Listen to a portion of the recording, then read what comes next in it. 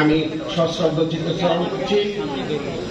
আমাদের বাংলাদেশ জাতীয়তাবাদী দলের সকল স্তরে প্রায় 422 জন নেতা কর্মীদের, যারা গণমানুষের নেতা, আমি গভীর কৃতজ্ঞতা জানাই, শ্রদ্ধা করে স্মরণ করি গণতন্ত্রের আপসহীন নেত্রী, অন্যায় অবিচারের বিরুদ্ধে বাংলাদেশ বিনির্মাণের কারিগর, বিএনপির সম্মানিত ভারপ্রাপ্ত চেয়ারম্যান জনাব করে যাচ্ছেন গণতন্ত্র পুনরুদ্ধারে, যার অনুপ্রেরণার উৎস এদেশের তরুণ জনগণ।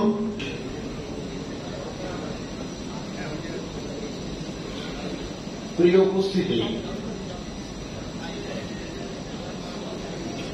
হাসিনা মুক্ত এতদিন বেরোতে পারেনি, পালিয়েছিলাম, কারাবরণ করেছি, গুম হয়েছে, খুন হয়েছে।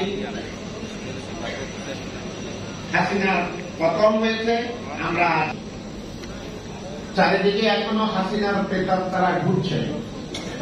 প্রশাসনে, আপনার আশেপাশে, ব্যবসায়, বাণিজ্যে, এমনকি রাজনৈতিক মহলেও তারা ঘুরছে।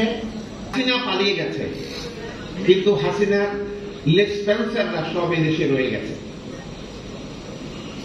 যে টাকা তারা লুণ্ঠন বিরুদ্ধে ব্যবহার করেছিল, বিএনপির বিরুদ্ধে ব্যবহার করেছিল, সেগুলো সহ তারা এখন ঘাপটি মেরে আছে, এই দেশেই আছে। বিদেশ থেকে এবং দেশে বসে এই দেশের স্ট্যাবিলিটিকে নষ্ট করার জন্য কাজ করছে।